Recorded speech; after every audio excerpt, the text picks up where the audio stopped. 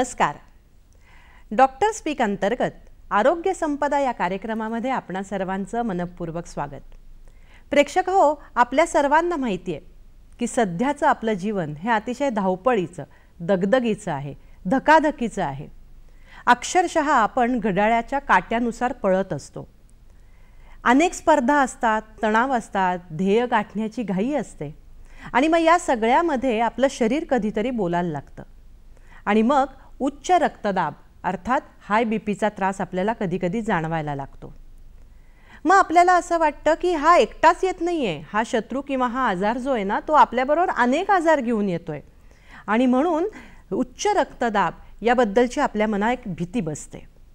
जेव्हा आपण विचार करतो आपल्या आजी आजोबांचा, त्या पिढीचा, तेव्हा आपल्या मनात प्रश्न येतो की त्यांना नव्हता का रक्तदाबाचा आजार?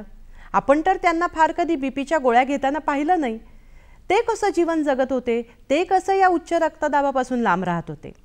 असे अनेक प्रश्न आपल्या मनामध्ये रक्तदाब याविषयी येतात आणि म्हणूनच आपल्या या सगळ्या प्रश्नांना उत्तरं मिळवण्यासाठी आजच्या आरोग्य संपदा या कार्यक्रमाचं आपण आयोजन केलेलं आहे आणि त्यासाठी तज्ज्ञ डॉक्टरांना आपण निमंत्रित केलेलं आहे, ज्यांचं नाव आहे डॉक्टर H.B. प्रसाद.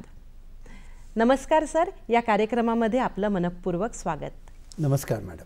Doctor H.B. प्रसाद हे प्राध्यापक आणि विभाग प्रमुख म्हणून कार्यरत आहेत औषध वैद्यक शास्त्र विभाग अर्थात डिपार्टमेंट ऑफ मेडिसिन, BJ वैद्यकीय महाविद्यालयामध्ये. त्यांना 33 वर्षांचा या वैद्यकीय क्षेत्रातला प्रदीर्घ असा अनुभव आहे आणि ससूनच्या मधुमेह क्लिनिकचे सुद्धा ते इन्चार्ज अर्थात प्रमुख म्हणून कार्यरत आहेत. HIV मध्ये त्यांचं विशेष संशोधन आणि विशेष योगदान सुद्धा आहे. कोविड योद्धा हा शासनाचा पुरस्कारही त्यांना प्राप्त झालेला आहे आणि विशेष म्हणजे ते विद्यार्थी प्रिय प्राध्यापकही आहेत.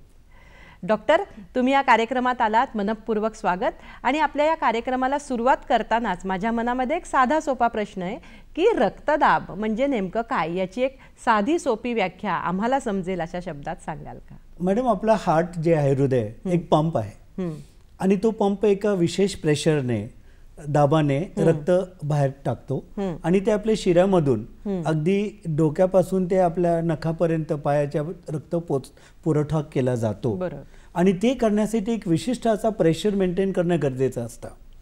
ते म्हणजे नॉर्मल ब्लड प्रेशर, ते म्हणजे नॉर्मल रक्तदाब.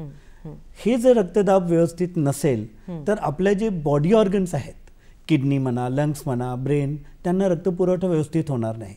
तर आपल्या शरीराची ही एक यंत्रणा आहे की हार्ट एक विशिष्ट प्रेशरने ब्लड बाहेर टाकतो आणि ते आपल्या पूर्ण ऑर्गन्सना मिळतो. हे जे नॉर्मल प्रेशर असतो त्याला आपण नॉर्मल रक्तदाब असं म्हणतो. बरोबर बरोबर. पण लगेचच पुढचा प्रश्न येतो की मग हा रक्तदाब नेमका कसा मोजला जातो, कोणत्या युनिट्सने? किंवा मग आपण म्हणतो की इतका जर मेजरमेंट असेल किंवा त्याचे युनिट्स असतील तर तो नॉर्मल असतो. तर नॉर्मल रक्तदाब कोणता असतो आणि ते कोणत्या मेजरिंग युनिटनी मोजतात? जेव्हा आपण डॉक्टर्सकडे जातो ते एक विशिष्ट ॲपरेटस वापरतात. त्याला बीपी ॲपरेटस म्हणतो सोप्या भाषेमध्ये आणि आमच्या भाषेत स्फिग्मोमॅनोमीटर. पण बीपी ॲपरेटसने ते मोजतात आणि शक्यतो बसलेल्या किंवा झोपलेल्या परिस्थितीमध्ये, शांत परिस्थितीमध्ये असलेल्या पेशंटचं बीपी आम्ही बघतो. ब्लड प्रेशर बघताना त्यात दोन महत्त्वाचे व्हॅल्यूज असतात. तुम्ही बघितलं असेल की वरती एक आकडा असतो, खाली एक आकडा असतो. तर वरचा जो बीपी असतो तो सिस्टॉलिक बीपी असतो आणि खालचा डायस्टोलिक असतो. आता हे बीपी बघताना नेहमी फार महत्त्वाचं आहे की पेशंटला माहिती पाहिजे की त्यांचं बीपी नॉर्मल आहे का, त्यांना हायपरटेन्शन म्हणजे उच्च रक्तदाब आहे का, जो आपला आजचा विषय आहे. तर साधारणतः जर ब्लड प्रेशर 120 सिस्टॉलिक पेक्षा कमी आणि 80 डायस्टोलिक पेक्षा कमी असेल तर ते नॉर्मल. म्हणजे सोपं करूया, 120/80 इज नॉर्मल. Okay okay. त्यानंतर जर बीपी 120 ते 139 सिस्टॉलिक आणि 80 to 89 म्हणजे 80 ते 89 डायस्टोलिक असेल त्याला आपण प्री हायपरटेन्शन म्हणतो. मॅडम, हे टर्म फार महत्वाचं आहे की अजून हायपरटेन्शन झालेलं नाहीये पण ह्या लोकांना हायपरटेन्शन होऊ शकतो. बर बर. मग दुसरं स्टेज धोक्याच्या पातळीला असतं. येस. आपण मागे डायबिटीज मध्ये बोलताना सुद्धा प्री डायबिटीजचा आपण चर्चा केली होती, तसंच हे प्री हायपरटेन्सिव्ह स्टेज आहे. मग त्यानंतर स्टेज 1 जेव्हा ब्लड प्रेशर 141 पेक्षा जास्त आणि 159 पर्यंत या रेंजमध्ये सिस्टॉलिक. 139 ते 159. ओके. आणि डायस्टोलिक जो आहे तो 90 to 99 या रेंजमध्ये जेव्हा जातो तेव्हा स्टेज 1 हायपरटेन्शन. आणि मग पुढचं स्टेज म्हणजे स्टेज 2, जेव्हा सिस्टॉलिक 160 पेक्षा वर जातं आणि डायस्टोलिक 100च्या वर जातं, तेव्हा आपण त्याला स्टेज 2 म्हणतो. म्हणजे हा नॉर्मल रक्तदाब, मग प्री हायपरटेन्शन स्टेज, मग स्टेज 1 आणि स्टेज 2 असं याचं क्लासिफिकेशन आहे. थोडक्यात नॉर्मल 120/80 आणि हायपरटेन्शन 140/90 हे 2 आकडे आपण लक्षात ठेवूया, कारण हे आपलं टार्गेट असणार आहे पुढच्या चर्चेमध्ये. बरोबर आहे. त्याबरोबरच मॅडम एक टर्म आहे आयसोलेटेड सिस्टॉलिक हायपरटेन्शन. म्हणजे जे 2 व्हॅल्यू आहेत, वरचं सिस्टॉलिक आणि खालचं डायस्टॉलिक, तर ते सिस्टॉलिकच बीपी काही लोकांमध्ये जास्त असतं आणि डायस्टोलिक कमी आणि स्टेबल असतं, नॉर्मल. हा, तर 140 पेक्षा जास्त जर सिस्टॉलिक बीपी असेल आणि डायस्टोलिक नॉर्मल असेल तर that is known as isolated systolic hypertension. ह्याचं महत्व एवढंच की आपलं जे सिस्टॉलिक ब्लड प्रेशर आहे ते खूप कारणामुळे पटकन शूट होतो, मग अशा लोकांना रिस्क जास्त असते. त्यामुळे जेव्हा आपण बघतो की डायस्टोलिक नॉर्मल आहे पण सिस्टॉलिक जास्त आहे तर आपण काळजी घेणे गरजेचं आहे. अशा प्रकारे आम्ही बीपी ॲपरेटसने बीपी मोजतो. सध्या तुम्हाला माहिती आहे इलेक्ट्रॉनिक मशीन्स आलेले आहेत, म्हणजे आपण स्वतःच बीपी स्वतः बघू शकतो, पण त्याच्यामध्ये ॲक्युरेसी असते. हे सगळे इक्विपमेंट्स जे आहेत ते टेस्टेड आहेत. त्यामुळे घरच्या घरी जर आपल्याला स्वतःचा बीपी, जसं आपण शुगर मॉनिटर करतो तसंच बीपी पण मॉनिटर करता येतो. अशा प्रकारे आम्ही बीपी मोजतो आणि हे नॉर्मल व्हॅल्यूज आहे. 120/80 किंवा कमी नॉर्मल, 140/90 हायपरटेन्शन किंवा उच्च रक्तदाब. बरोबर. पण लो बीपी हाही आपण शब्द अनेकदा ऐकतो, मग उच्च रक्तदाब आणि लो बीपी किंवा हाय बीपी आणि लो बीपी याच्यात नेमका कसा फरक असतो हे समजण्यासाठी आधी आपण समजून घेऊ की बॉडीमध्ये ब्लड प्रेशर मेंटेन करण्यासाठी कारणीभूत फॅक्टर्स काय आहेत. ओके. सर्वात महत्वाचा म्हणजे आपला पंप, हार्ट एक विशिष्ट प्रेशरने रक्त बाहेर टाकत असतो आणि ते मग शिरातून अगदी आपल्या बॉडीच्या वेगळ्या पार्ट्समध्ये जातो. बरोबर. जेव्हा हार्टवरती प्रेशर वाढेल, ब्लड व्हॉल्यूम, तर हार्ट जास्त रक्त बाहेर त्याला टाकावं लागणार आहे, तेव्हा ब्लड प्रेशर वाढतं. किंवा मग आपले जे रक्तवाहिन्या आहेत ते समजा त्यांचं कॉन्ट्रॅक्शन झालेलं आहे, नॅरो झालेले आहेत, ब्लॉक झालेले आहेत, तर मग त्यांच्यामधून ते रक्त फ्लो व्हायला रेझिस्टन्स येणार, अडथळा येणार, मग ते ब्लड प्रेशर वाढणार.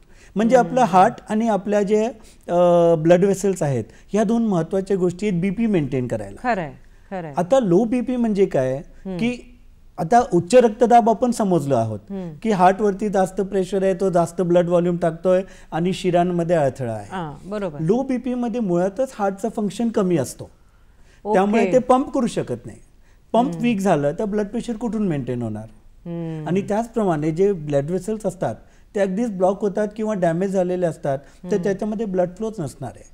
पण महत्वाचं म्हणजे आपला हार्टचं फंक्शन कमी होतं. आता मग हार्टचं फंक्शन केव्हा कमी होणार, जेव्हा मुळातच आपल्याला हृदयाचा आजार आहे, म्हणजे हार्ट अटॅक येऊन गेलेला आहे, हार्ट कमजोर झालेला आहे, किंवा प्रेग्नन्सीच्या गुंतागुंतीतून हार्ट कमजोर झालेला आहे, किंवा हार्टचे वेगळे आजार आहेत, किंवा मग शरीरात मुळातच पाण्याचे प्रमाण कमी आहे, डिहायड्रेशन, किंवा रक्तस्राव झालेला आहे. असं अशा प्रकारे मग तो बीपी लो असतो. या केसेस मध्ये बीपी लो असण्याचं प्रमाण दिसतं. पण हार्टचा प्रॉब्लेम नसताना किंवा शिरांचा प्रॉब्लेम नसतानाही काही लोकांमध्ये मुळातच ब्लड प्रेशर कमी असतो. मग त्याच्यामध्ये आम्ही म्हणतो ऑटोनॉमिक न्यूरोपॅथी, एक वेगळी संस्था असते आपली मज्जू संस्था, नर्वस टिश्यू जे आपलं बीपी मेंटेन करतात, त्याचा मुळात त्यांना प्रॉब्लेम असतो आणि त्याच्यामुळे त्यांचं बीपी कायम इतरांपेक्षा कमी असतो, तर त्याला आपण लो बीपी म्हणतो मॅडम. बर. म्हणजे हाय बीपी आणि लो बीपी हे दोन्ही आपल्या हृदयाच्या कार्यक्षमतेवर अवलंबून आहेत असं म्हणायला काही हरकत नाही. आणि लो बीपी मध्ये इतर काही कारणीभूत असू शकतात. फार महत्वाची आणि साधी सोपी माहिती आणि पण तरी सुद्धा शास्त्रीय माहिती तुम्ही आम्हाला देताय. आमच्या मनात अनेक प्रश्न आहेत डॉक्टर, पण आपण तत्पूर्वी घेऊयात क्षणभराची विश्रांती. डॉक्टर स्पीक अंतर्गत आरोग्य संपदा कार्यक्रमामध्ये आपणा सर्वांचं स्वागत. आपण चर्चा करतो डॉक्टर HB प्रसाद सरांशी आणि ते आपल्याला रक्तदाब म्हणजे काय आणि उच्च रक्तदाब म्हणजे नेमकं काय याची कारणं लक्षणं याविषयी माहिती देत आहेत डॉक्टर. तुम्ही आम्हाला सांगितलं की रक्तदाब नेमका कसा मोजायचा किंवा उच्च रक्तदाब म्हणजे नेमकं काय होत असतं, हृदयामध्ये काय घडत असतं म्हणून उच्च रक्तदाब होतो. आता एक प्रश्न मनामध्ये येतो की मग हे सगळं घडायच्या मागे नेमकी काय कारणं असतात की कशामुळे उच्च रक्तदाबाकडे ती व्यक्ती जाते. उच्च रक्तदाब हा असा आजार आहे ज्याला आपण बऱ्यापैकी प्रमाणात स्वतः जबाबदार असतो. तर पहिली गोष्ट म्हणजे लाईफस्टाईल. सध्याची जी लाईफस्टाईल आहे, तुम्ही सुरुवातीला म्हटलात की दगदग खूप आहे, त्यात स्मोकिंग हॅबिट्स आहेत, टोबॅको हॅबिट्स आहेत, ड्रिंकिंग हॅबिट्स आहेत आणि स्ट्रेस खूप आहे, कॉम्पिटिशन खूप झालेलं आहे. त्यामुळे मुळातच लोकांना टेन्शनचं आणि स्ट्रेसचं प्रमाण जास्त आहे आणि त्याच्यामुळे आपोआपच ते ब्लड प्रेशर, उच्च रक्तदाबाचा प्रॉब्लेम सुरू होतो. बरोबर. दुसरं म्हणजे मुळातच आपण थोडेसे आळशी झालो आहात. तुम्ही आजी आजोबांचा विषय काढला, ते कष्ट करायचे दिवसभर आणि बीपीची गोळी किंवा बीपी काय हे त्यांना माहीत नसायचं. पण आपण थोडे आळशी झालो, व्यायाम होत नाही, आपण कामाचे तास जास्त असतात आणि मुळातच व्यायाम न करण्याची एक प्रवृत्ती असते. त्याच्यामुळे सुद्धा शारीरिक कष्ट म्हणजे कष्ट कमी झाले. खाण्यापिण्याचं आपलं जे आहे जंक फूड, फास्ट फूड, त्याच्यात मीठ आणि तेल आणि तूप भरलेलं आपण खातो आणि यंग जनरेशन तर खूपच खाते ते सध्या. ते एक कारण आहे. तर डाएट म्हटलं ते सर्वात मोठं महत्वाचा घटक मॅडम सोडियम असतो, म्हणजे मीठ. जे सोडियम आहे ते आपल्या ब्लड प्रेशरसाठी खूप महत्वाचं आहे, कारण त्याच्याशिवाय आपलं ब्लड प्रेशर मेंटेनच होऊ शकत नाही. पण तो जर प्रमाणाच्या बाहेर गेला तर मात्र ते आपल्या शरीराला प्रचंड नुकसान करतो. बरोबर. ही झाली लाईफस्टाईल कारणं. मॅडम 90% जे केसेस असतात त्याच्यामध्ये ब्लड प्रेशरचं कारणच आपण शोधू शकत नाही. त्याला एसेन्शियल हायपरटेन्शन म्हणतो आपण किंवा प्रायमरी हायपरटेन्शन. रुग्ण येतो, आम्ही बीपी चेक करतो, बीपी वाढलेला असतो आणि हायपरटेन्शन डायग्नोज होतो. मग आमची एक कार्यपद्धत असते की हे कशामुळे होऊ शकत असेल, तर तिथे मग सेकंडरी हायपरटेन्शन हा विषय येतो. सेकंडरी म्हणजे दुय्यम कारण असलेलं, हे फार महत्वाचं आहे. त्याच्यामध्ये जे हॅबिट्स म्हणालो ते पहिली गोष्ट. दुसरं, विविध प्रकारचे आजार असतात मॅडम. मी काय म्हटलं तुम्हाला की हार्ट आणि ब्लड वेसल्स हे दोन मेन घटक आहेत ब्लड प्रेशर मेंटेन करण्यासाठी. जेव्हा आपल्याला हार्टचे जे आजार होतात, हार्टमध्ये त्याच्यामध्ये जे ब्लड वेसल्स आहे, विशिष्ट ब्लड वेसल्सचे आजार जे आहे ज्याच्यामध्ये आपले जे रक्तवाहिन्या आहे ते नॅरो होतात. एक शब्द आहे एथेरोस्क्लेरोसिस, हा कॉमन वर्ड आहे ज्याच्यामध्ये ब्लड वेसल्स नॅरो होतात. त्याच्यामध्ये कॅल्शियम आणि वेगवेगळे पदार्थ, मूलतः तरल पदार्थ, फॅट्स जमा होतात आणि ते ब्लड वेसल्स नॅरो होतात, बंद होतात. तर हा आजार जेव्हा होतो त्या लोकांना उच्च रक्तदाब होणार, पहिली गोष्ट. दुसरं, जे लठ्ठ आहेत त्यांना हा प्रमाण जास्त असतो. मुळातच fat is not good madam in hypertension, कुठल्याच आजाराच्या संदर्भात फॅट. तर त्याच्यामुळे डायबिटीज, ज्यांना डायबिटीज आहे, डायबिटीजमुळे काय होतं की ही जी रक्तवाहिन्या नॅरो होण्याची प्रक्रिया जी असते ती फास्ट होते आणि त्याच्यामुळे ह्या लोकांना बीपीचा त्रास होतो, उच्च रक्तदाबाचा. आणि डायबिटीज आणि हायपरटेन्शन हे घट्ट मित्र आहेत पण आपले वैरी आहेत आणि दोन्ही मिळून डबल डॅमेज करतात मॅडम. तर डायबिटीज. तसंच शिरांचे वेगळे वेगळे आजार असतात, म्हणजे शिरा नॅरो होतात आणि पॅची नॅरोइंग, म्हणजे एक नॉर्मल आहे दुसरी नॅरो आहे, त्याच्यामुळे ब्लड प्रेशर व्यवस्थित मेंटेन होत नाही आणि बीपी शूट होतो. त्याला आम्ही आर्थरायटिस असा आजार म्हणतो किंवा कोऑक्टेशन ऑफ एओर्टा असं म्हणतो. मग किडनीचा आजार ज्यांना असतो त्यांना उच्च रक्तदाबाचं प्रमाण जास्त असतो, कारण आपलं किडनी मेन ऑर्गन आहे ज्याच्यामुळे बीपी मेंटेन करण्याला मदत मिळते हार्टला. मग अनेक अशा प्रकारचे एंडोक्राईन आजार आहेत. एंडोक्राईन आजार म्हणजे थायरॉइडचा आजार, आणि थायरॉइड कमी असेल तरी जास्त असेल तरी, तसंच आपल्या ब्रेनमध्ये पिट्युटरी नावाचा ग्रंथ असतो, त्याचं ट्युमर असेल तर बीपी वाढतो. किंवा आपल्या किडनीच्यावर ॲड्रिनल म्हणून ग्लँड्स असतात, त्याचं ट्युमर असेल तेव्हा बीपी वाढतो. असे हे जे सेकंडरी कॉजेस आहेत, तर आमच्याकडे जेव्हा पेशंट पहिल्यांदा येतो आम्ही प्रायमरी कॉजेस पटकन लेबल करत नाही. प्रायमरी आम्ही सेकंडरी कॉजेस शोधतो, बरोबर, की ह्याला काही किडनीचा आजार तर नाहीये ना, किंवा ब्लड वेसलचा आजार तर नाहीये ना, डायबिटीज तर नाहीये ना. जेव्हा कुठलेही कारण सापडत नाही तेव्हा आम्ही त्याला एसेन्शियल किंवा प्रायमरी हायपरटेन्शन म्हणतो. तर ही कारणं आहेत ब्लड प्रेशरची. पण सर एक छोटासा प्रश्न येतो, अनुवंशिकता हे कारण असतं का, म्हणजे फॅमिली हिस्ट्रीमध्येच आहे हा आजार असं आहे का? खूप महत्वाचा प्रश्न आहे मॅडम. जर घरी आजी आजोबा आई वडिलांना असेल ब्लड प्रेशर, तर आपल्याला ब्लड प्रेशर येण्याचे चान्सेस 4 पट जास्त असतात. त्याला अनुवंशिकता आहे. गमतीशीर म्हणजे जे ट्विन्स असतात, एका ट्विन्सला जर बीपी असेल तर दुसऱ्या ट्विन्सला उच्च रक्तदाब असण्याची शक्यता 60% असते मॅडम. बापरे. तर अनुवंशिकता आहे. काही विशिष्ट जीन्स असतात जे डिफेक्टिव्ह असतील किंवा ओव्हर ऍक्टिव्ह असतील, त्याच्यामुळे लोकांना ब्लड प्रेशर असू शकतो. म्हणजे कधी कधी आम्ही तुम्हाला आता मी सेकंडरी कॉजेस जे म्हणालो, काहीच कारण सापडत नाही आणि त्यांना ब्लड प्रेशर असतो, तर ते जेनेटिक मग असं दाट शक्यता असेल की पूर्णच्या पूर्ण पिढ्यानपिढ्या लोकांना ब्लड प्रेशर आहे, तर मग आम्ही जेनेटिक स्टडी करतो. तो विषय थोडासा किचकट आहे, पण अनुवंशिकता आहे. येस येस मॅडम, बरोबर. म्हणजे किती गुंतागुंतीच आहे. तुम्हाला एक बीपी डायग्नोज करण्यासाठी सुद्धा अनेक शक्यता पडताळून बघायला लागतात. तुम्ही आम्हाला लक्षणं साधारण कारणं सांगितलीत. आता काय लक्षणं दिसायला लागतात अगदी सुरुवातीच्या स्टेजमध्ये की बीपी हळूहळू आता यायला लागले आजार तो त्याला, तर नेमकी लक्षणं काय दिसायला लागतात? मॅडम लक्षण सांगण्यासाठी ना तुम्हाला एक मी स्टडी सांगतो, ते मुद्दामून सांगतोय मी, की हा उच्च रक्तदाबाचं प्रमाण किती जास्त आहे आपल्याकडे. इंडियन स्टडी आहे, एक 16 लाख लोकांचा स्टडी करण्यात आला मॅडम, असे रँडमली तुम्हाला बीपी आहे का नाही आहे त्यांचं बीपी बघितलं जा.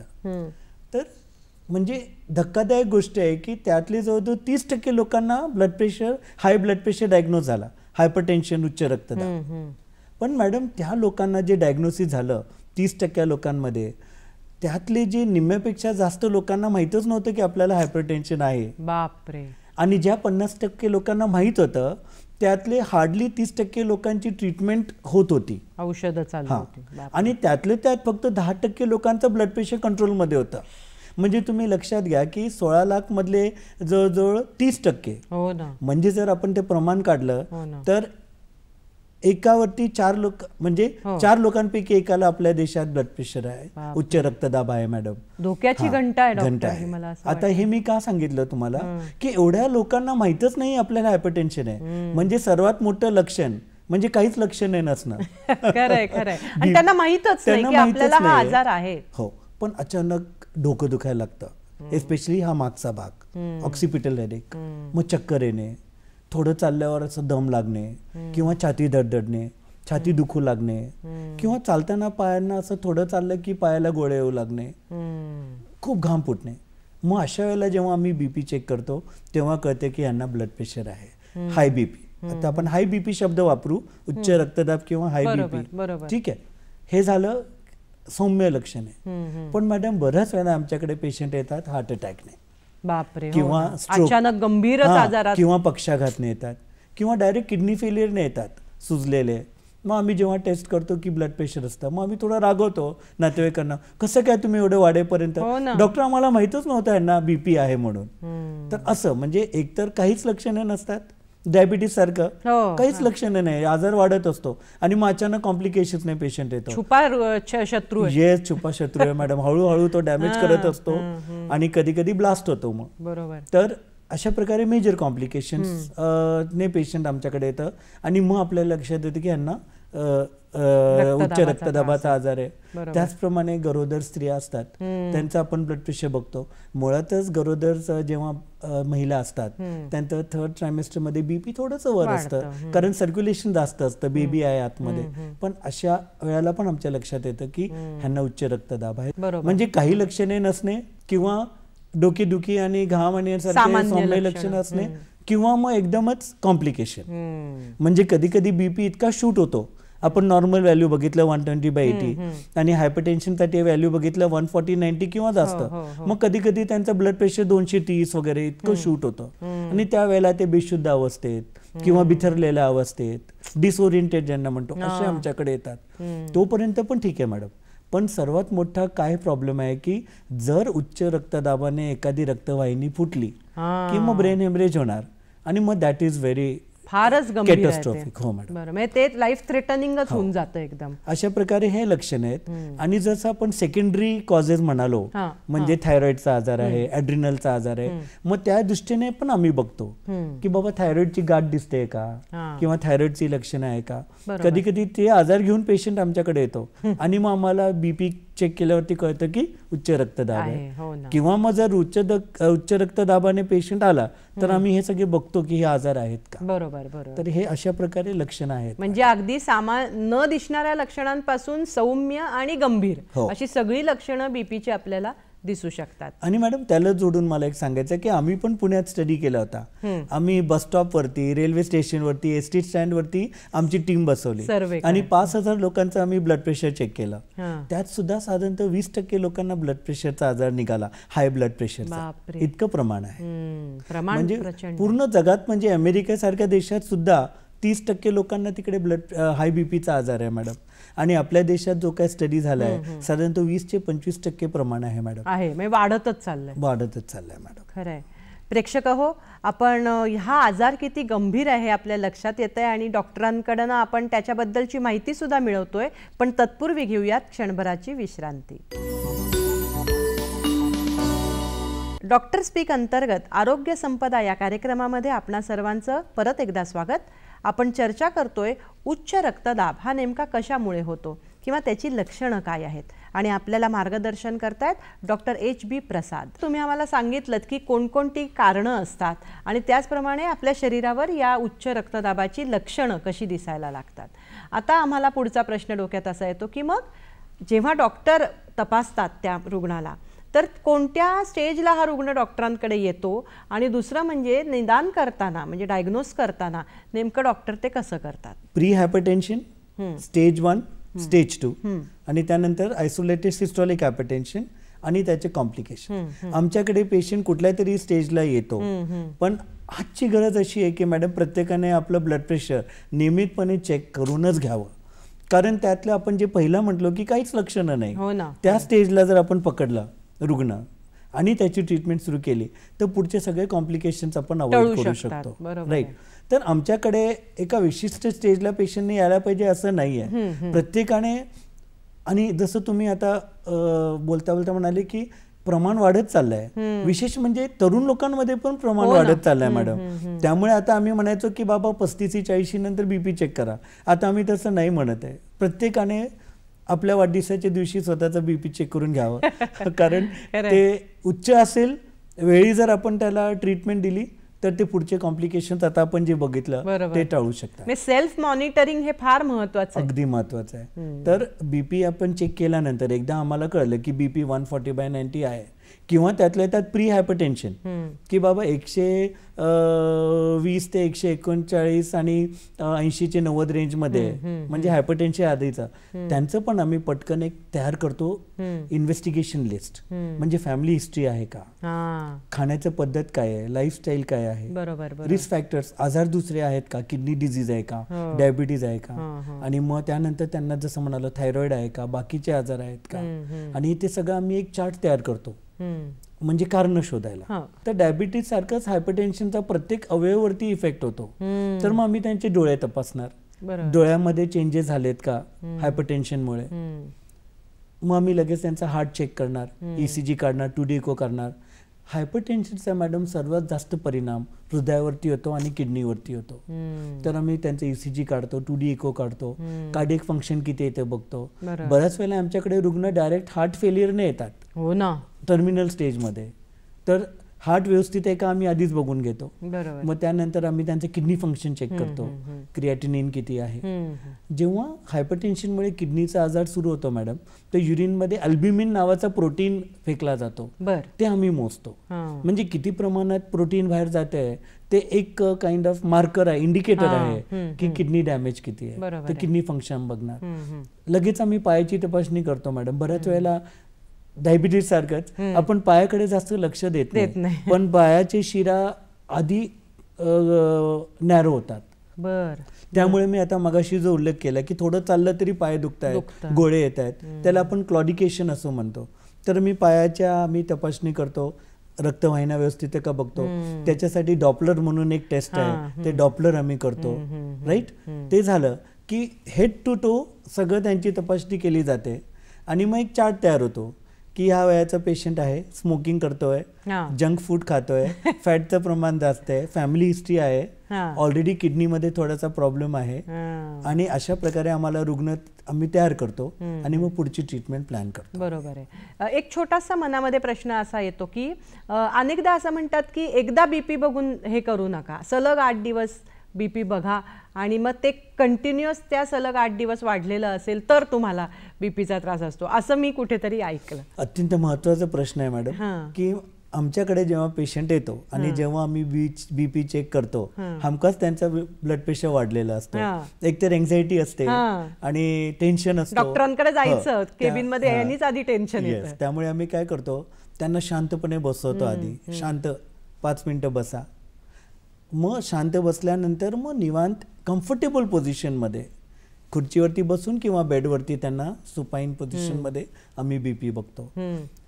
2 रीडिंग जर लागोपाठ जास्त असतील, मॅडम आपण उच्च रक्तदाबाबद्दल बोलतोय, म्हणजे 140/90, सलग 2 वेळा एक अर्ध्या तासाच्या अंतराने 140/90 आहे ब्लड प्रेशर, म्हणजे त्यांना हायपरटेन्शन आहेच. मग ते आपल्यामुळे झालंय किंवा टेन्शनमुळे झालंय असं नाही म्हणता येत. पण ते जर एखादा पेशंट आला, यंग माणूस आहे, हेल्दी आहे, आणि त्याचा ब्लड प्रेशर समजा 130/90, 135/90, तर मग मात्र आम्ही 1-2-4 वेळा बघतो त्याला. पण हायपरटेन्शन रेंजमध्ये जर 2 वेळा अर्ध्या तासाच्या गॅपने बीपी वाढलेला असेल तर मग वेळ घालवण्यात अर्थ नाही, कारण जेवढं आपण वेळ घालवतो हायपरटेन्शन ट्रीटमेंटमध्ये तेव्हा मॅडम तेवढं त्यांना नुकसान होण्याचे चान्सेस जास्त असतात. म्हणजे परत काही दिवसांनी परत सलग काही दिवस बघायची काही गरज नाही, आणि रुग्ण येणार नाही येणार, त्यामुळे तो तर हायपरटेन्शनचा निदान म्हणजे उच्च रक्तदाबाचं निदान आम्ही लगेच करतो. आणि बाकी जे प्री हायपरटेन्शन आहे किंवा जे आम्ही म्हणालो की माझ्याकडे आलं आणि बीपी वाढलं, त्याला व्हाईट कोट हायपरटेन्शन म्हणतो आम्ही, व्हाईट कोट हायपरटेन्शन, ते लगेच ट्रीटमेंट सुरू नाही करत आम्ही, ते मग थोडं त्यांना वेळ देऊन, आणि मग समजा पर्सिस्टंटली जास्त असेल तर काळजी घेणे गरजेचं आहे. कदाचित त्यांना औषधांची गरज लागणार नाही, पण काळजी घेणे गरजेचं आहे. बरोबर. आपण मगाशी हा विषय थोडासा बोललो की आधीच्या लोकांना, आधीच्या पिढ्यांना एवढं हे प्रमाण नव्हतं, सध्याच याचं प्रमाण वाढलेलं दिसतं, असं खरंच आहे का? आधी हा आजारच माहीत नव्हता त्यामुळे फारसा उपचारही केला जात नव्हता? म्हणजे 2 पैकी काय शक्यता आहे? मॅडम आजार तर हा होताच, आजार होताच, पण जी जीवन पद्धत होती, आपल्या जगण्याची जीवनशैली ती फार हेल्दी आणि चांगली होती. हेल्दी खाणे, कष्ट करणे, वेळेवर झोपणे, वेळेवर उठणे, व्यसन म्हणजे पूर्वी काळापासून व्यसन आहेत, पण सध्या प्रमाण इतकं वाढलेलं आहे, म्हणजे it is a fashion style. Socialising असलं की मी स्मोकिंग करतो किंवा मी सोशल ड्रिंक करतो म्हणजे फार मोठं काम आहे. सध्या तुम्ही बघा की सिटीमध्ये जागोजागी पार्लर म्हणजे स्मोकिंग पार्लर वगैरे सुरू झालेत मॅडम, आणि हा प्रमाण बेसिकली जीवनशैली आपली थोडी ठीक नाही आहे, त्याच्यामुळे हे उच्च रक्तदाबाचं प्रमाण वाढलेलं आहे मॅडम. आणि सर ग्रामीण आणि शहरी भागामध्ये काही फरक जाणवतो याच्या प्रमाणामध्ये? डायबिटीज सारखंच मॅडम, की आता ग्रामीण भागात सुद्धा हा प्रॉब्लेम आहे, पण जर तुम्ही शहरी आणि ग्रामीण भागाची तुलना केली तर शहरी भागामध्ये नक्कीच हा प्रमाण जास्त. आणि स्त्री पुरुषांमध्ये कसं प्रमाण आहे? पुरुषांमध्ये कसं मॅडम, स्मोकिंग, टोबॅको ह्या सगळ्या हॅबिट जास्त असल्यामुळे नेहमी उच्च रक्तदाबाचं प्रमाण पुरुषांमध्ये जास्त दिसतं. बरोबर. म्हणजे ग्रामीण भागात जरा कमी आहे, शहरी भागात जास्त आहे, आणि पुरुषांमध्ये जास्ती, स्त्रियांमध्ये थोडं कमी. पण मग आता जेव्हा हे सगळं तुम्ही निदान करता किंवा त्याचे गंभीर परिणाम शरीरावर खूप दिसत असतात, तर ते नेमके काय काय दिसतात आपल्याला? हे फार महत्वाचं आहे मॅडम, की ब्लड प्रेशर आहे, हाय ब्लड प्रेशर किंवा उच्च रक्तदाब आहे, आणि तो घेऊन माणूस फिरतोय, हो ना, आणि मग सिम्पटम्स आले तर लकीली तो आमच्याकडे येणार. पण जे गंभीर परिणाम आहे, अचानकच आमच्याकडे पेशंट ॲडमिट होतो स्ट्रोक, पक्षाघातने, आम्ही स्कॅन करतो ब्रेनमध्ये हिमरेज झाला आहे किंवा ब्रेनमधली एक ब्लड वेसल चोक झालेली आहे, किंवा आमच्याकडे अचानक पेशंट येतो हार्ट अटॅकने आणि हार्ट फेलने, आणि मग आम्ही बीपी बघतो, बीपी वाढलेला असतो, किंवा अचानकच किडनीच्या आजाराने येतो, हातपाय सुजलेले, युरिन आउटपुट कमी झालं आहे, आणि आम्ही सोनोग्राफी करतो तर किडनी खराब झालेल्या आहेत आणि किडनी डिझीज आहे. तसंच जसं पायाचं आहे ते अगदी गँग्रीन घेऊन येतात मॅडम, गँग्रीनमध्ये सडलेलं पाय आहे, जखम आहे, आणि लोकांना कळतच नाही की ते ब्लड प्रेशरमुळे आहे, आणि जेव्हा आम्ही चेक करतो तेव्हा ब्लड प्रेशर. ते हे गंभीर परिणाम आहेत madam, mainly brain, heart, kidney आणि पेरिफेरल ब्लड वेसल्स. आणि मॅडम डोळ्यामध्ये जेव्हा ते चेंजेस खूप होतात तेव्हा ब्लाइंडनेस होतो हायपरटेन्सिव्ह रेटिनोपॅथीमुळे. ते एक थोडं खूप कॉम्प्लिकेटेड म्हणजे वाईट कॉम्प्लिकेशन आहे उच्च रक्तदाबाचा. बरोबर आहे. म्हणजे आपण जसं म्हणलं की एकच तो शत्रू आहे पण तो आपल्याबरोबर एवढ्या जणांना घेऊन येतो आणि त्याचे परिणाम सुद्धा बऱ्यापैकी गंभीर असतात. त्यामुळे तुम्ही म्हणलात तसं की आधीच आपण सेल्फ मॉनिटरिंग करणं किंवा आपली स्वपरीक्षा करत राहणं हे फार महत्वाचं आहे. नाही, आणि सेल्फ मॉनिटरिंग बद्दल मी म्हणेल की प्रत्येकाच्या घरी 2 गोष्टी असायला पाहिजे. बाकीचं टीव्ही फ्रीज असतो तसं एक ग्लुकोमीटर आणि एक बीपी ॲपरेटस. आता सध्या ते ऑटोमॅटिक मिळतात. आपण टेबलवर बसून स्वतःचा बीपी चेक करू शकतो. सेल्फ मॉनिटरिंग केलं ना मॅडम की हे प्रॉब्लेम्स मॅनेज करायला खूप सोपे जातात. अगदी खरंय, अगदी खरंय. प्रेक्षक हो, डॉक्टर आपल्याला अतिशय महत्त्वाची माहिती देत आहेत की आपण स्वपरीक्षा या दोन्ही आजारांच्या बाबत कशी करायला पाहिजे आणि त्यांनी पुढे होणारे गंभीर धोके टळू शकतात. आपण आणखी सुद्धा माहिती घेणार आहोत, पण तत्पूर्वी घेऊयात क्षणभराची विश्रांती.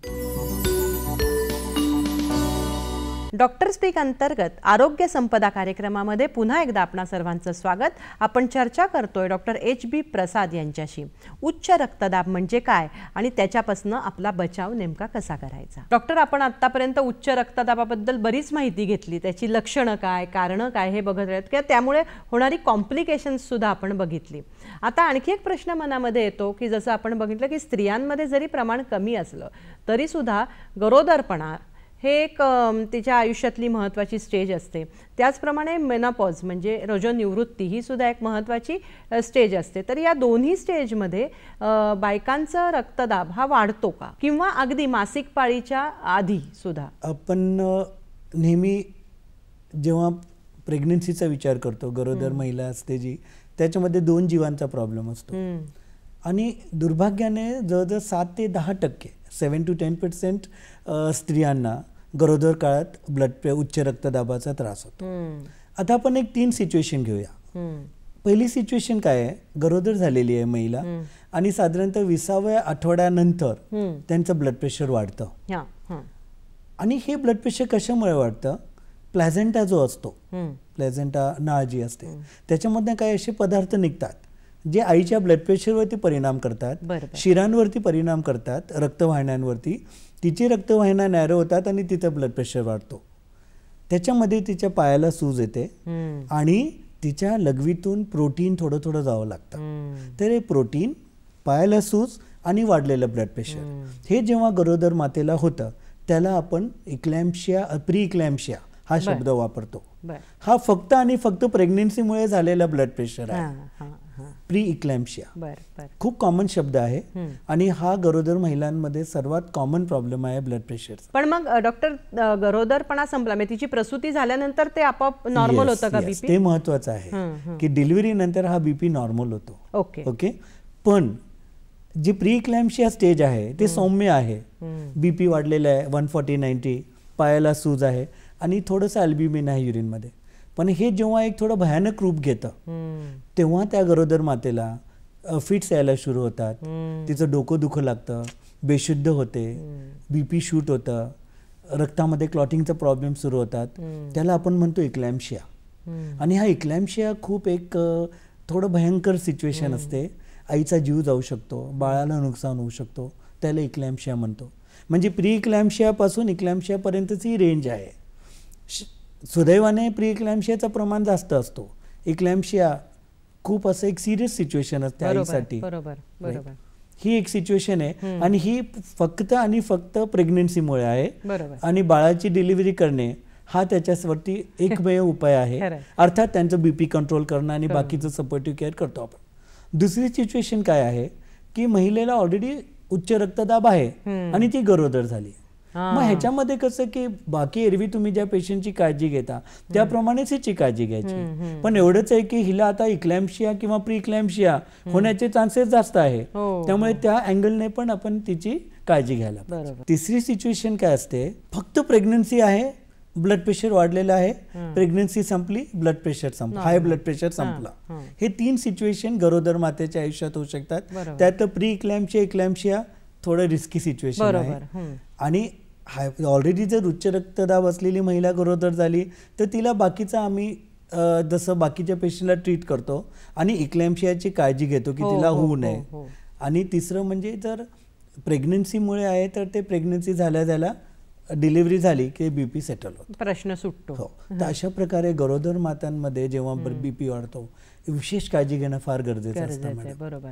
पण मग रजोनिवृत्तीच्या काळामध्ये पण बीपीचा त्रास होऊ शकतो. मेनोपॉज मध्ये हॉर्मोनल चेंजेस होतात मॅडम, त्यामुळे काही महिलांना वय पण वाढलेलं असतं तर काही प्रमाणात बीपी म्हणजे उच्च रक्तदाब असतो त्यांना, तर त्याची पण आपण काळजी घेणं गरजेचं आहे. त्याही वेळेला सेल्फ मॉनिटरिंग हे अगदी तिने करत राहायला पाहिजे. मी आधीच म्हटलो घरी बाकीच्या जे यंत्र उपकरण असतात किंवा घरी जे काय असतं, एक बीपी ॲपरेटस आणि एक ग्लुकोमीटर, या 2 गोष्टी असायलाच पाहिजे. अगदी खरंय. आता आपण उपचारांबद्दल बोलूयात का डॉक्टर? कारण आपण हे सगळं पाहिलं, पण मग जेव्हा उपचार सुरू करतात, ॲक्च्युअली डॉक्टर जेव्हा त्यांना उपचार सुरू करतात हाय बीपी साठीचे, तर ते काय साध्या औषधांपासून म्हणजे गोळी एक असते का, ते सिरियस असेल तर कुठपर्यंत हे उपचार नेमके करावे लागतात? हे सर्वात महत्वाचं आहे मॅडम, कारण इथे पेशंटचा जो रोल असतो तो फार महत्वाचा आहे.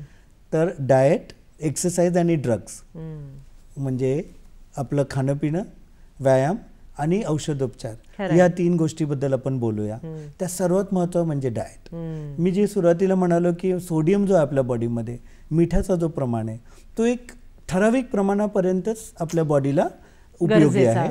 त्यानंतर जर आपल्या शरीरामध्ये मीठचं प्रमाण वाढलं तर मग ब्लड प्रेशर, उच्च रक्तदाब होणार, मग किडनी खराब होणार. आपल्या बॉडीमध्ये जेव्हा सोडियम वाढतं किडनी लगेच ते फेकू लागते आणि नॉर्मल करायचा प्रयत्न करते. पण समजा उच्च रक्तदाबामुळे किडनी ऑलरेडी खराब झालेली आहे तर मग ते सोडियम बाहेर पडू शकत नाही. बरोबर आहे. आता सोडियम किंवा मीठ बाहेर पडलं नाही की मिठाबरोबर शरीरात पाणीचं प्रमाण पण वाढतं मॅडम, आणि ते वाढलेलं पाण्याचं प्रमाण आपलं जे नॉर्मल हार्टमधून जे रक्त बाहेर पडतंय प्रत्येक बीटला त्याचं व्हॉल्यूम वाढतं. बरोबर. म्हणजे अजून बीपी वाढणार, अजून किडनी खराब होणार. त्यामुळे सर्वांनी सर्वात महत्वाचं पॉइंट म्हणजे मीठ कमी खाणे. आता मीठ कमी खाणे म्हणजे काय, एक तर असतं सॉल्ट रिस्ट्रिक्टेड डाएट आणि एक असतं सॉल्ट फ्री डाएट, म्हणजे अजिबात मीठ नाही किंवा कमी मीठ. तर एक सोपं गणित आहे मॅडम, आपल्याला साधारणतः 6 ग्रॅम मीठ रोज खाणं गरजेचं असतं. 6 ग्रॅम म्हणजे कसं आपल्या घरी ते सर्वात छोटा जो चमचा असतो, आपल्याकडे कसं असतो teaspoon, table spoon, serving spoon, तर सर्वात छोटा जो चमचा असतो तो 5 ग्रॅमचा असतो. हा, अर्थात तुम्ही भाजी किती प्रमाणात करताय किंवा किती लोकांचं करताय त्या प्रमाणाने मिठाचं प्रमाण वाढतो, पण शक्यतो मीठ कमीत कमी टाकायचं पहिली गोष्ट. बऱ्याच लोकांना सवय असते मॅडम की वरून मीठ टाकतात, ती सवय अत्यंत वाईट आहे. जर तुम्हाला वाटत असेल की थोडं अळणी आहे आणि जर पत्नी म्हणतात की मी मीठ टाकलेलं आहे, मग वरून मीठ घ्यायचं काही कारण नाही. मी टाकलेलं आहे, अगदीच कधी कधी विसरतात ती गोष्ट वेगळी, पण वरून मीठ खाऊ नये. आणि त्यातलं त्यात जर हायपरटेन्शन म्हणजे उच्च रक्तदाब आणि किडनीचा आजार ऑलरेडी आहे, मग तर ते मीठ कमी करणं तेवढं एक माझा उपाय आहे. म्हणजे एक स्टेज अशी येते की किडनी फेल झालेली आहे, डायलिसिस चालू आहे, बीपी कंट्रोल होत नाही, मग अशा पेशंट्सला तर आम्हाला सॉल्ट फ्री डाएट द्यावं लागतं, म्हणजे सॉल्ट वापरूच नका. मुळातच मॅडम आपण जे एरवी खाद्यपदार्थ वापरतो त्यांच्यामध्ये सोडियम असतं. बरोबर आहे, असतं त्याच्यामध्ये, आणि तेवढं जेव्हा किडनी फेल होते किंवा बीपी वाढलेलं असेल तेवढं सोडियम पुरतं. तुम्ही थोडं जरी सोडियम तुम्ही बघा ना घरी जमा एखादी पार्टी असेल आणि तुम्ही जर तळलेले पदार्थ खाल्ले, खारट पदार्थ खाल्ले, आपल्याला थोडा अस्वस्थपणा जाणवतो. त्यातले त्यात बीपी असेल तर ते कटाक्षाने जाणवतो की आज थोडं व्यवस्थित वाटत नाही, एवढं इफेक्ट होतो सोडियम. खारट मुळातच काही पदार्थ लोणच्यासारखे, पापड आहे जे आपण आवडीने खातो आणि ते नेमके खारट असतात. Yes madam. तर सोडियम मीठ जेवणात कमी, म्हणजे मला सांगायचं आवडेल कॅमेरामध्ये की मीठ कमी करा, हे एक आजच्या कार्यक्रमाचं सर्वात महत्वाचा सेंटेन्स आहे, पहिली गोष्ट. दुसरं मॅडम फॅट्स, जे ते आपण खातो, तळलेले पदार्थ आहे, तूप आहे, तेल आहे, तो प्रमाणच मुळातच कमी करायला पाहिजे. म्हणजे एका माणसामागे साधारणतः अर्धा पाऊंड मॅक्झिमम 1 लिटर ऑइल पर फॅमिली मेंबर हा प्रमाणच ठेवायला पाहिजे. लोक म्हणतात माझ्याकडे 15 लिटरचा मी कॅन आणला, म्हटलं एवढं काय करणार आहे तेल किंवा तूप, खाण्याची लोकांना सवय असते, चपाती नाही करणार, परोटा करणार, फॅट मुळात कमी, त्यातलं त्यात सॅच्युरेटेड फॅट कमी. लकीली सध्या काय झालंय की सगळेच जे महत्वाचे ऑइल ब्रँड्स आहेत सगळ्यामध्ये सॅच्युरेटेड फॅट कमीच असतो, तर त्यात मुद्दामून कमी. आणि जर उच्च रक्तदाब असेल मग मात्र काळजी करायला पाहिजे. आपल्याकडे काय दुर्दैव आहे मॅडम की जेव्हा आजार डायग्नोज होतो मग आपण सुरू करतो, पण ते डॅमेज झालेलं असतो ना ऑलरेडी. त्यामुळे जेव्हा डायग्नोसिस होतो तेव्हाच हे कंट्रोल यायला पाहिजे. Prevention is better than cure. झाल्यानंतर तुम्ही कसं त्यापुढे तुम्ही जर डिस्कंटिन्यू केलं तर पुढचं डॅमेज तुम्ही थांबू शकता, पण झालेला डॅमेज अवॉइडेबल होता जे आपण वेळीच प्रिकॉशनने घेतले पाहिजे. तर मीठ कमी, तेलकट तुपकट कमी, हे फार महत्वाची गोष्ट आहे. एक डाएट आहे डॅश म्हणून, dietary adjustment to stop hypertension. Dietary adjustment to stop hypertension. ते डॅश डाएट काय आहे, प्रत्येकाने हा एक्सपेरिमेंट करावा. 8 आठवडे फळे भाजी आणि कमी फॅट असलेलं मिल्क प्रॉडक्ट. म्हणजे आपण जर दूध बघितलं सध्या एवढी साई निघते तर स्किम्ड मिल्क किंवा काऊ मिल्क किंवा कमी फॅट असलेले प्रोडक्ट्स, दही आहे ते घेणे. आणि फॅट जे आहे कमी म्हणजे खूप कमी प्रमाणात सॅच्युरेटेड फॅट घेणे. हे जर 8 आठवडे आपण पालन केलं तर ब्लड प्रेशर 8 ते 10 मिलीमीटरने आपोआप कमी होतं मॅडम. ह्याला डॅश डाएट म्हणतात. डॅश डाएट म्हणजे डॉक्टर तुम्ही फार महत्वाची माहिती देता. डॅश डाएट हा शब्दही छान आहे, आपण त्याच्याबद्दल अजूनही माहिती घेऊच यात, पण प्रेक्षक हो तत्पूर्वी घेऊयात क्षणभराची विश्रांती. डॉक्टर स्पीक अंतर्गत आरोग्य संपदा कार्यक्रमामध्ये आपणा सर्वांचं स्वागत. आपण चर्चा करतोय डॉक्टर HB प्रसाद यांच्याशी. उच्च रक्तदाब आणि त्यासाठी घ्यायची काळजी नेमकी कशी. डॉक्टर तुम्ही फार महत्वाची त्रिसूत्री सांगितलीत, आहार, विहार आणि औषध. त्यातल्या आपण आहाराबद्दल बोलतोय, तर तुम्ही तो डॅश असा एक प्लॅन सांगितलात. त्याच्यानंतर विहार म्हणजे अर्थात व्यायामाबद्दल सांगा ना. व्यायाम मी जसं मी सुरुवातीला म्हणालो की मुळातच आपल्यामध्ये एक आळशी प्रवृत्ती आहे की व्यायाम करायचा नाही. पण जर आपण नियमितपणे आठवड्यातनं 5 दिवस फक्त 30 मिनिटं चाललो, ब्रिस्क वॉक म्हणजे चालताना घाम यायला पाहिजे, आणि जर तुम्ही घाम येईपर्यंत चाललात आणि एक 30 मिनिटं चाललात तर एक साधारणतः 4 ते 5 किलोमीटरचा एक चालणं होतं. बरोबर. तेवढं जरी आपण रोज केलं, किंवा जर काही प्रॉब्लेम नसेल, जसं डायबिटीज मध्ये आपण म्हटलं होतं की डॉक्टरांना विचारा की तुम्ही किती व्यायाम करू शकता, किती रिगरस एक्सरसाइज करू शकता, त्याप्रमाणे तुम्ही आठवड्यातनं 3 वेळा जिम मध्ये जाऊन थोडा हार्ड व्यायाम केला तरी चालेल, पण डॉक्टरांच्या सल्ल्यानुसार. बरोबर. तर रेग्युलर जर व्यायाम केला आपण तर आपलं ब्लड प्रेशर परत 8 ते 10 मिलीमीटर आपोआप कमी होणार. तर एक्सरसाइजचं फार महत्व आहे व्यायामाचा, प्रत्येकाने ते करावं. आपण आता चर्चा केली की आपले जे आजी आजोबा होते ते कष्ट करायचे मॅडम, म्हणजे ते अगदी जॉगिंगला नव्हते जात, पण जे काय जे शेतात काम करायचे किंवा जे काय त्यांचा व्यायाम व्हायचा, सायकलिंग वगैरे, किंवा जे शेतात काम करणे इतर प्रकारचे असतात त्यांना भरपूर व्यायाम मिळायचा त्यांना. तर आणि डाएट तर ऑफकोर्स त्यांचा हेल्दी डाएट होता. ओके, तर एक्सरसाइजचं फार महत्व आहे. आणि तिसरं म्हणजे आता ड्रग ट्रीटमेंट. लकीली आपल्याकडे ड्रग ट्रीटमेंट खूप अवेलेबल आहे सध्या. खूप ब्लड प्रेशरची, हाय ब्लड प्रेशरची औषधं खूप उपलब्ध आहेत. अर्थात तुमचे डॉक्टर तुम्हाला सांगतील. आता डॉक्टरकडे जेव्हा आम्ही जातो, मी सुरुवातीला म्हटलो की आम्ही एक पूर्ण त्यांचा एक आराखडा तयार करतो आणि त्याप्रमाणे त्यांची औषधं आम्ही ठरवतो. म्हणजे एका पेशंटला समजा किडनीचा आजार आहे तर त्याला विशिष्ट प्रकारची औषधं आम्ही देऊ शकत नाही. एकाला ऑलरेडी हार्टचा प्रॉब्लेम आहे तर त्याला आम्ही विशिष्ट प्रकारची औषधं देऊ शकत नाही. मग त्याच्यामध्ये भरपूर ड्रग्ज आहेत. आता नावं सांगण्यात फारसा अर्थ नाहीये, पण त्याच्यामध्ये बीटा ब्लॉकर्स आणि डाययुरेटिक्स हे वेगवेगळ्या प्रकारची औषधं आहेत, जेणेकरून आपण काय करतो की मिठाचं प्रमाण कमी करायचा प्रयत्न करतो किडनीच्या एक्सिशनद्वारे, किंवा ब्लड प्रेशरमध्ये जे संकुचन झालेलं आहे ते रिलॅक्स करायचा प्रयत्न करतो, किंवा डायरेक्ट ब्रेनच्या लेवलला ऍक्शन असते काही काही ड्रग्सची ते करायचा प्रयत्न करतो. अशा प्रकारे डॉक्टर आम्ही ठरवतो की कुठल्या पेशंटला कुठलं औषध सुटेबल आहे. आपण काय करायचं पेशंट म्हणून, औषधं नियमित घ्यायची. मी तर माझ्या पेशंटला नेहमी म्हणतो जेवायचं नसेल तर नका जेवू, पण बीपीची गोळी टाळू नका. डायबिटीज बद्दल हे म्हणू शकत नाही, कारण तिथे गोळी खाल्ल्यानंतर जेवण फार महत्वाचं असतं. इतर आजार झाले असताना जर आपले औषधोपचार चालले असतील तर बीपीची गोळी घ्यायची का? बिलकुल, बीपीची गोळी घ्यायची, परंतु मग ते परत डॉक्टर ऍडजस्ट करतील. समजा तुम्हाला ट्रीटमेंट चालू असताना किडनी फेल झाली मग त्यातली काही औषधं आम्हाला काढावी लागतील, ते तुम्हाला देता येत नाही. मग ते 10-12 जी औषधं अवेलेबल आहे त्याच्यामधनं आम्ही चूज करणार की कुठलं तुम्हाला सुटेबल आहे आणि त्याच्यामुळे किडनी अजून जास्त डॅमेज नाही ना होणार. पण बीपीच्या गोळ्या मात्र आपण कंटिन्युअसली घ्यायला पाहिजे मॅडम. जेव्हा आम्ही बघतो वॉर्डमध्ये की अचानक पक्षाघात घेऊन आलेला आहे, अचानक हार्ट अटॅकने आलेला आहे, आणि मॅडम दगावतात पेशंट. आल्या कॅज्युअलिटीमध्ये आम्ही दगावलेले पेशंट बघितले. त्यामुळे बीपीची गोळी फार महत्वाची आहे, ती कधी टाळायची नाही. कुठली तर औषधोपचार चाललेले असले एखादा डोस मिस झाला तर कालांतराने घ्यावा त्याच दिवशी, पण ती गोळी घ्यायला पाहिजे, ते फार महत्वाचं आहे. तर अशा प्रकारे डॉक्टर्स ठरवतात की कुठलं औषध योग्य आहे आणि ते तुम्हाला देणार, ते तुम्ही रेग्युलरली घ्यायला पाहिजे. आणि मग एक पिरियडिक चेकअप, म्हणजे आता किडनीचा आजार तुम्हाला आहे किंवा हार्टचा आजार आहे तर एक पिरियडिक ECG, पिरियडिक 2D एको, पिरियडिक किडनी फंक्शन ते करून ते मॉनिटरिंग फार महत्वाचं आहे.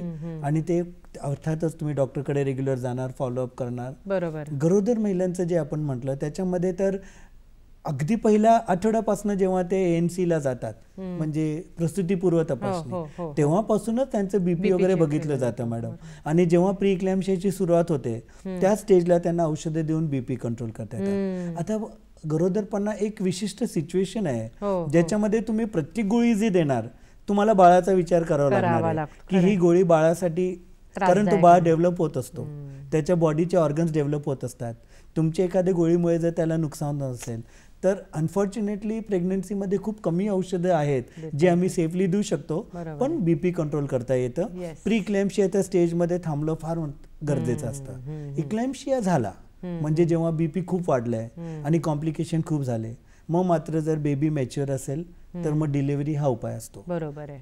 दुर्दैवाने कधी कधी आईची तब्येत बघून, कंडिशन बघून प्रीमॅच्युअर डिलिव्हरीचा पण डिसिजन घ्यावा लागतो, कारण तेवढं एकच मी म्हटलं की तो फक्त प्रेग्नन्सीमुळे येतो प्रॉब्लेम, तर ते आम्हाला करावं लागतं. आणि बाकीची काळजी तर ते घेत असतो. पण आता एक असं विचारायचंय की ज्यांना फारसा बीपीचा आतापर्यंत त्रास नाही, सामान्य माणसं आहेत, पण त्यांनी सुद्धा आपल्या रोजच्या आयुष्यामध्ये प्रतिबंधात्मक असे काही उपाय किंवा अशी काही काळजी घेण्यासारखी आहे का की जनरल पब्लिकसाठी? Prevention is better than cure हा म्हणजे वाक्य प्रत्येकाने, म्हणजे काय म्हणतात मराठीमध्ये, उपचारांच्या आधी बचाव करणं, ते फार महत्वाचं आहे. त्यामुळे प्रिव्हेन्शन आपण काय करू शकतो? पहिली गोष्ट आपली लाईफस्टाईल बदलणे. म्हणजे जेव्हा मी माझ्या मुलाला म्हणतो अरे तू जास्त पिझ्झा खाऊ नको किंवा तू जास्त बाहेर खाऊ नको, तर तो असा बघतो म्हणजे काय म्हणताय डॅडी, सगळेच करतात. तर लाईफस्टाईल मॉडिफाय करणं फार गरजेचं आहे. मी उदाहरण दिलं, स्मोकिंगचं प्रमाण कमी, अल्कोहोल जर घेत असाल, घ्यायचंच असेल तर त्याचं प्रमाण आहे, त्या प्रमाणात घ्यावं, शक्यतो टाळावंच. आणि मग रेग्युलर व्यायाम करणं, ह्या गोष्टी. जर आपण प्री हायपरटेन्शन बद्दल बोललो मॅडम, प्री हायपरटेन्शनच्या आधी ती स्टेज, बरोबर, म्हणजे नॉर्मल पण नाही आणि हायपरटेन्शन पण नाही, त्या स्टेजला जर ह्या गोष्टी सगळे केल्या तर पुढच्या स्टेजला जाणारच नाही. बरोबर. आणि समजा तुम्ही गेलात आहात तर मग ते पुढे प्रोग्रेस होण्या म्हणून या सगळ्या गोष्टी करायची. म्हणजे आहार महत्वाचा, व्यायाम महत्वाचा, आणि विशेष म्हणजे औषध गोळ्या रेग्युलर घेणे आणि स्वतःची काळजी स्वतःची घेणे. तुम्ही 2-3 वेळा म्हणालात सेल्फ मॉनिटरिंग, ते फार महत्वाचं आहे. तर घरी बीपी अप्रेस असणं फार गरजेचं आहे. आणि ते आपण स्वतःच बघून एक टेबल ठेवायचा असतो. वाढलेलं असेल तर अनालाइज करायचं की कशामुळे वाढलंय, काही तकतक झाली आहे का, ताण पडलाय का, मग ते शांत झाल्यानंतर परत बघायचं. काही वेळेला तत्कालीन असू शकतं, टेम्पररी. आणि परसिस्टंटली जर बीपी वाढलेला असेल तर मग डॉक्टरांना आपल्याला सांगता येतं की डॉक्टर गेले 2 तास झाले बीपी वाढलेला आहे आणि मला त्रास जाणवतोय. अशा प्रकारे आपण प्रिव्हेन्शन करू शकतो आणि काळजी घेऊ शकतो. तुम्हाला आमच्या प्रेक्षकांसाठी कार्यक्रमाच्या सांगतेत काय संदेश द्यावा असा वाटतो? जी चर्चा केली आता त्याच्यावरून तुमच्या लक्षात आलं असेल की खूप सोप्या गोष्टी आहेत ज्या आपण करू शकतो.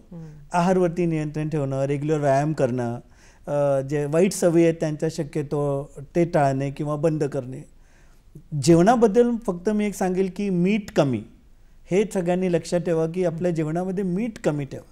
म्हणजे मीठ साधारणतः एक अर्धा ते 1 किलो मीठ 4 लोकांना पुरेल एवढंच प्रमाणात आपण ते वापरायला पाहिजे. मीठ कमी करा. तळलेले पदार्थ आहेत, नमकीन पदार्थ आहेत, त्यांचं सेवन करू नका. जेवणामध्ये भरपूर पालेभाजी, जे फ्रूट्स अवेलेबल असतात ते घ्या. आणि तुपकट आणि तेलकट पदार्थांचं सेवन कमी करा. आणि जेव्हा तुम्हाला लक्षणं जाणवू लागतात लगेचच डॉक्टरकडे जाऊन तुम्हाला कुठलं औषध योग्य आहे ते ठरवा आणि ते औषध योग्य घ्या. जेवण एखाद्या वेळेस कमी केलं तर चालेल, पण बीपीची गोळी घ्यायची हे लक्षात ठेवा, कारण तुमच्या हातातच कंट्रोल आहे आणि तुम्ही जर तुमचं ब्लड प्रेशर कंट्रोलमध्ये ठेवलं तर पुढे होणारे सगळे त्रास तुम्हाला होणार नाहीत आणि तुम्ही स्वस्थ आणि निरोगी राहाल. प्रेक्षक हो, जसं डॉक्टरांनी सांगितलं की बीपी हा एक असा शत्रू आहे की जो एकटा येत नाही, तो आपल्याबरोबर अनेकांना घेऊन येतो, जसं अनेक आजार तो घेऊन येतो. पण त्यावर त्यांनी उपायही सांगितला. आहार, विहार आणि औषधं ही त्रिसूत्री आपण आपल्या आयुष्यात जर अंमलबजावणी केली याची, तर आपण या रोगाला जास्तीत जास्त काळ लांब ठेवू शकतो किंवा नियंत्रणात ठेवू शकतो. आणि अर्थातच स्वपरीक्षा, सेल्फ मॉनिटरिंग आणि सगळ्यात महत्त्वाचा मुद्दा म्हणजे रेग्युलर फॉलोअप डॉक्टरांकडे करणं. आपण जर उपचार घेत असू तर ते रेग्युलरली डॉक्टरांची आपण सल्लामसलत करणं हे सुद्धा तितकंच महत्त्वाचं आहे. आरोग्य संपदा या कार्यक्रमाचं आपलं उद्देशच हा आहे की अशा प्रकारची माहिती ही जास्तीत जास्त प्रेक्षकांपर्यंत पोचवावी आणि सामान्य प्रेक्षकांच्या मनामध्ये ज्या शंका असतात त्यांचं समाधान डॉक्टरांकडनं आपण करून घेतो. डॉक्टर, आमच्या मनामध्ये अनेक प्रश्न होते याच्या संदर्भात, अनेक शंका होत्या. अतिशय समाधानकारक उत्तरं तुम्ही त्याला दिलीत, त्याबद्दल दूरदर्शनच्या वतीनं मी आपले मनपूर्वक आभार मानते. धन्यवाद. Thank you madam. Thank you so much.